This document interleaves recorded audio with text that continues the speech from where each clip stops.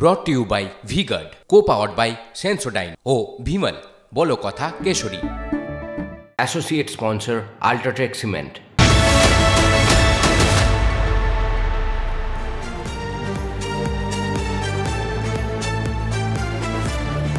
নমস্কার, good afternoon. শুরু করছি 3 নিউজ কর্নার। আমি অনির্বাণ, আমার সঙ্গে Lima. Lima, bone chilling incident, রীতিমতো বোন চিলিং, শিউরে ওঠার মতন তথ্য। বাংলাদেশের সাংসদ খুনের তদন্তে যে সত্যিটা সামনে এলো তাকে হাড় হিম বললেও কিন্তু কম বলা হয় লিমা। খুনের পর কুচি কুচি করে কাটা হয়েছিল দেহ। সেই কাজে নিয়ে আসা হয়েছিল বোম্বাই থেকে একজন কসাইকে। হাড় মাংস আলাদা করা হয়, সেই ফ্ল্যাটে বসে মাখানো হয় হলুদ, আর দুর্গন্ধ এড়াতে ব্লিচিং পাউডার ছড়িয়ে দেওয়া হয়। ফ্রিজের মধ্যে লিমার দেহাংশ ঢুকিয়ে ফ্ল্যাটে জমিয়ে নাইট পার্টি করে এইসব খুনিরা। ইতিমধ্যে গ্রেফতার সেই কসাই জিহাদ হাওলাদার। নৃশংস এই খুনে উঠে এসেছে এক রহস্যময় যোগ। খুনের মূল চক্রী আখতারুজ্জামান তার বান্ধবীকে সংসদ খুনে হানি ট্র্যাপ হিসেবে ব্যবহার করা হয়েছিল বলেই মনে করছেন তদন্তকারীরা। বাংলাদেশ পুলিশের জালে ইতিমধ্যেই ধরা পড়েছেন সেই মহিলা শিলাস্তি রহমান। লিমা হাড় হিম, কলকাতার বুকে হাড় হিম বোন চিলিং ইনসিডেন্ট। বলো আগে কি আছে? আচ্ছা, একটা বিষয় খুব মনে হচ্ছে অনির্বাণ, এই খবরটা শোনার পর না সত্যিকারে প্রথমে নিজেই চমকে উঠেছিলাম। মানে স্টুডিওতে দাঁড়িয়ে যখন এই খবর ব্রেক করছিলাম যে সত্যি এরকমটা ঘটেছে, এবং খুব অবাক করার মতো লেগেছিল যে বাংলাদেশের একজন সাংসদ সে এখানে এসে মার্ডার হয়েছে। এবং এরকম ঘটনা তো অনির্বাণ আমরা প্রায় শুনে থাকি, কিন্তু তাও এই নুন হলুদ এই শব্দগুলো যখন নিজেরাই বারবার করে বলছে না, নিজেদের শিহরণ। আমার কিন্তু লিমা আর কি শিউরে ওঠার থেকেও গা ঘিন ঘিন করছিল। আমরা কি একটু সিজারের সঙ্গে কথা বলবো? দেখো সিজার একটা প্যারালাল তদন্ত চালাচ্ছে টিভি9 এর হয়ে। তুমি একটু ধরো তো। আমার মনে হয় অনির্বাণ তুমি একদম ঠিক কথা বলেছো। আমাদের আপডেট নেওয়ার প্রয়োজন রয়েছে এই মুহূর্তে দাঁড়িয়ে। এই ঘটনা যা গোটা রাজ্য গোটা দেশ বাংলাদেশেও আলোচনা করছে মানুষ, যে কেন এরকম ঘটনা ঘটলো। আসুন, আমাদের রিপোর্টার সিজার মন্ডল এই মুহূর্তে একেবারে সরাসরি রয়েছে। সিজারের সাথে কথা বলে সিজার লাস্ট পুলিশকে আপডেট দিচ্ছে। একটার পর একটা ঘটনা যখন সামনে আসছে না, আমরাই চমকে উঠছি। সিজার, দেখো, একদমই যে হাড়হিম করা ঘটনা ঘটেছে এবং সেই জায়গায় দাঁড়িয়ে প্রাথমিকভাবে 7 জনকে চিহ্নিত করা হয়েছিল এই খুনের মূল চক্রী এবং যারা খুনের সঙ্গে সংযুক্ত সেই হিসেবে। তার মধ্যে শিলাস্তি রহমান যেমন ছিলেন এবং প্রফেশনাল কিলার হিসেবে বেশ কয়েকজনের নাম উঠে এসেছে, জিহাদ, সিয়াম, আমানুল্লাহ। কিন্তু এখন এই পর্যায়ে দাঁড়িয়ে কোথাও তদন্তকারীরা মনে করছেন এই 7 জন নয়, তার সঙ্গে আরও একাধিক ব্যক্তি রয়েছেন যারা গোটা পরিকল্পনাটাকে বাস্তবায়িত করেছেন। বসুন্ধরা, বাংলাদেশের ঢাকার বসুন্ধরা এবং গুলশানের ফ্ল্যাটে 2 মাস ধরে এই পরিকল্পনা হয় এবং যে 7 জনের নাম এখন পর্যন্ত প্রকাশ্যে এসছে তার বাইরেও অন্তত 3 থেকে 4 জন রয়েছেন যারা বডি ডাম্প করা থেকে শুরু করে এই আনোয়ারুল আজিমের মোবাইল অন্য একটা খুব ইন্টারেস্টিং অ্যাঙ্গেল উঠে আসছে। একজন বাংলাদেশি মহিলার নাম শিলাস্তি রহমান। তাকে তুমি বলছো, তুমি সারাদিন ধরে যে রিপোর্ট করছো তাকে হানি ট্র্যাপ হিসেবে, সেই মহিলা এই খুনের সঙ্গে কিভাবে জড়িত, কিভাবে তাকে কাজে লাগানো হয়েছিল সেটা আমাদের বলো। শিলাস্তি রহমান ঢাকার অভিজাত যে মহল রয়েছে সেখানে যথেষ্ট পরিচিত মুখ, এখন জানা যাচ্ছে যথেষ্ট পরিচিত মুখ। এবং এই আখতারুজ্জামানের বান্ধবী হিসেবে তিনি পরিচিত। বসুন্ধরা এলাকায় তিনি থাকেন, যদিও খুলনা বা ফরিদপুরের কোথাও তার মূল বাড়ি এমনটাই জানা যাচ্ছে। এবং আখতারুজ্জামানের সঙ্গেই তিনি এখানে এসেছিলেন, যদিও তিনি ফিরে যান এই সাংসদ হত্যার পর। এবং সাংসদকে এইখানে আনার পেছনে শিলাস্তি রহমানের একটা বড় ভূমিকা ছিল। অর্থাৎ কোথাও শিলাস্তিকে ব্যবহার করে আখতারুজ্জামান নিউ টাউনের ওই ফ্ল্যাটে সাংসদকে নিয়ে আসেন। এবং যেটা শিলাস্তির দাবি এখন পর্যন্ত, যে ওই দিন ওই ফ্ল্যাটের অন্য ঘরে তিনি ছিলেন, খুনের ঘটনা তার। অর্থাৎ একটা বিষয় সিজার দেখো, এবং অনির্বাণ তোমাকে বলবো, এই যে ট্র্যাপটা প্ল্যান করা হয়েছিল একদম সেই ট্র্যাপেই কিন্তু সাংসদ পা দিলেন। আমি একদম ছোট্ট করে সিজার একটা জানার ইচ্ছে প্রকাশ হলো, যেহেতু তুমি বলছো যে 7 জন নয় আরো বেশি কেউ থাকতে পারে প্ল্যানের পিছনে, কি কারণ থাকতে পারে এই মার্ডারে? কেন তাকে খুন করা হয়েছে? কোনো ইঙ্গিত কি পাওয়া যাচ্ছে? দেখো এখন পর্যন্ত তিনটে বিষয় খুব স্পষ্ট হয়ে গেছে। একটা হচ্ছে আখতারুজ্জামান এবং আনোয়ারুল আজিম তাদের ব্যবসার ক্ষেত্র এক, এবং সেই ব্যবসার পেছনের ব্যবসা যেটা বারবার অভিযোগ উঠছে সোনা পাচার এবং হুন্ডির যে বেআইনি কারবার, সেটা এক জায়গায় ছিল এবং সেই জায়গাটা দখল করাটা একটা প্রধান উদ্দেশ্য। দ্বিতীয় উদ্দেশ্য, কেন ভারতে খুন করা হলো, এবং তাদের কারণ হচ্ছে ভারতে খুন করলে তাদের ধরা পড়ার সম্ভাবনা কম, এমনটাই তারা মনে করেছিল। এবং তৃতীয় জায়গা, দেহ লোপাট করলে পরবর্তীকালে আখতারুজ্জামানকে ট্রায়াল পর্বে তাকে হাতে পাওয়া বা তাকে শাস্তি দেওয়ার। ধন্যবাদ সিজার, ধন্যবাদ সিনার। তুমি এই ঘটনার ওপর লক্ষ্য রাখো, আমরা তোমার কাছে বারে বারে যাবো সারাদিন ধরে। ডেভেলপিং নিউজ লিমা, যেটা আমরা এতদিন আমি পড়ছিলাম যে গ্রেট ব্রিটেনের এরকম একজন 28 বছরের যুবক তার বান্ধবীকে কুচি কুচি করে কেটে ফ্রিজের মধ্যে লুকিয়ে রেখেছিলেন, 7 দিন ধরে দিব্যি ছিলেন, তারপরে ধরা পড়েনি। আমি এই মুহূর্তে এমন একটা ঘটনা ঘটেছে, মানে রিসার্চ করছিলাম আর কি, মানে এই শো শুরুর আগে একটু গুগল করছিলাম, এমনও ঘটনা ঘটেছে যে মাংস তো আমরা দেখছি মানে মানুষের মাংস মানে খানিকটা ম্যারিনেশনের পদ্ধতি করেছে, এমনও ঘটনা আছে যে এই ম্যারিনেশনের পর খেয়েও নিয়েছে মানুষ, মানে রান্না করেছে লিটারালি, রীতিমতো মানুষ খেকো, ক্যানিবাল বলা যায়। এক্স্যাক্টলি। আর ইদানিং তো আমাদের স্মৃতিতে টাটকা হচ্ছে তোমার শ্রদ্ধা ওয়ালকার। কারেক্ট। সেই শ্রদ্ধা ওয়ালকারের বয়ফ্রেন্ড সেই একই পদ্ধতিতে, এবং বিভিন্ন জায়গায় সেই বডি এত ঘটনা সারা বিশ্বে সারা দেশে, কিন্তু খোদ কলকাতার বুকে এরকম শিউরে ওঠা ঘটনা বোধহয় ইদানিং কালে প্রথম। লিমা, এই ঘটনায় তো আমরা থাকবো এবং থাকতে হবে।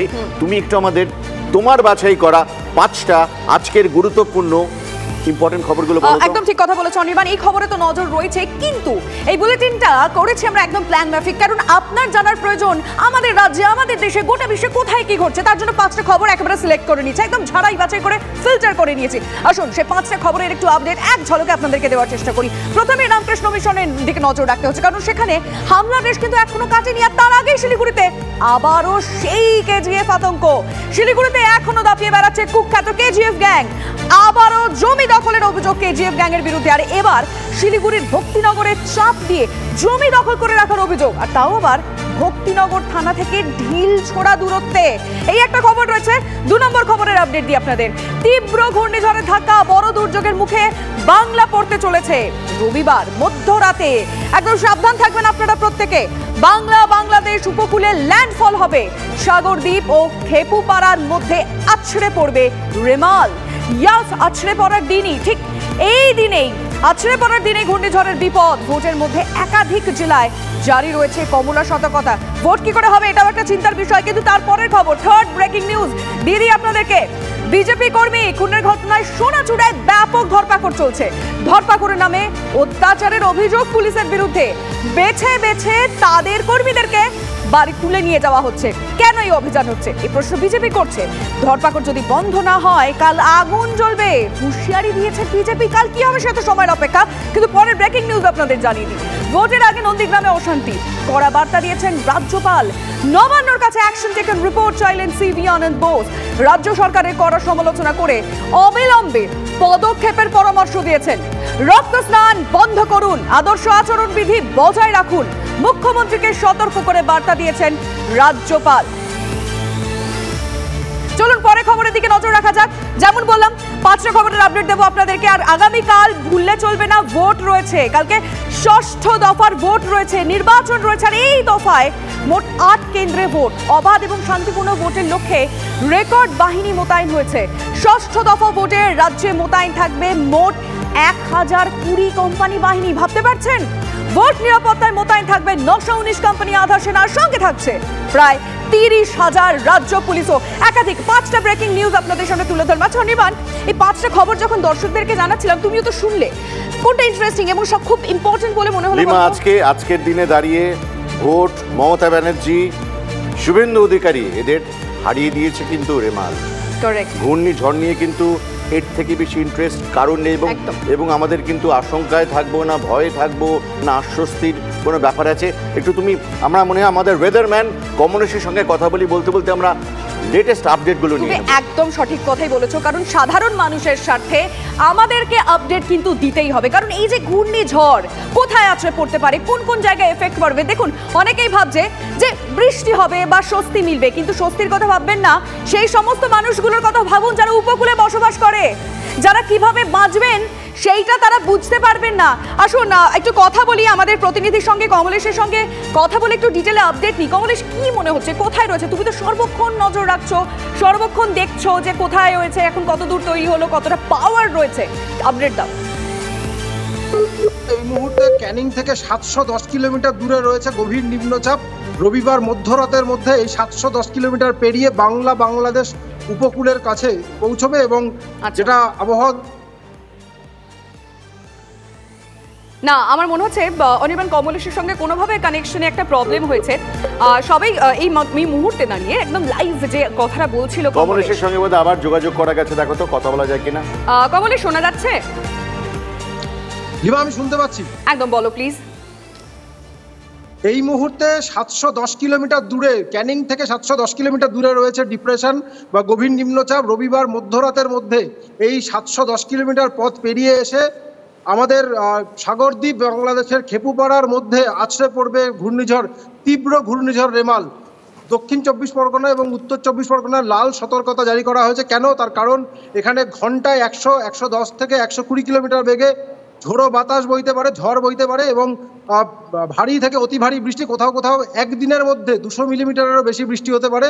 সমুদ্র উত্তাল থাকবে এবং যখন ঘূর্ণিঝড় স্থলভাগে ঢুকবে সেই সময় সুন্দরবনের নদীতে ভরা কটাল চলবে। ভরা কটালে এমনিতেই জলস্তর অনেকটা উপরে থাকে, তার সঙ্গে ঘূর্ণিঝড়ের ধাক্কা সব মিলিয়ে জলস্তর অনেকটা উপরে চলে গেলে সুন্দরবনের যে বাঁধ, যার রক্ষণাবেক্ষণ নিয়ে মাঝে মধ্যেই অভিযোগ ওঠে। কমলেশ, তোমায় একটু থামাচ্ছি। খুব প্র্যাকটিক্যালি আমি তোমায় 3টে প্রশ্ন করব। 3টে প্রশ্ন আমি আমার বন্ধুর কাছ থেকে পেয়েছি। আমার এক বন্ধু বলেছেন যে কালকে বউ বাচ্চা নিয়ে দীঘা বেড়াতে যাচ্ছি, যাওয়া কি সেফ হবে? 2 নম্বর প্রশ্ন পেয়েছি, একজন বলছেন যে আমি সন্ধ্যেবেলা দিল্লি ফ্লাই করছি, কালকে স্যাটারডে ইভিনিং ফ্লাইট নিচ্ছি, যাওয়া ঠিক হবে কিনা। আরেকজনের ছেলের অন্নপ্রাশন কালকে, প্যান্ডেল খাটিয়ে করছেন, কি করব? ফোন আসছে, বলো তুমি বলো কি করবে তারা? শনিবার দিন মূলত মানে আগামীকাল শনিবার মূলত উপকূলের 3টে জেলা পূর্ব মেদিনীপুর এবং উত্তর দক্ষিণ 24 পরগনায় ভারী বৃষ্টি হতে পারে। এর বাইরে বিরাট কোনো প্রভাব পড়বে না, ফলে কালকে যার ফ্লাইট রয়েছে তিনি যেতে পারেন। কালকে যদি কোনো অনুষ্ঠান থাকে মোটামুটি করা যেতে পারে বলে, হয়তো একটু বিক্ষিপ্ত বৃষ্টি হতে পারে।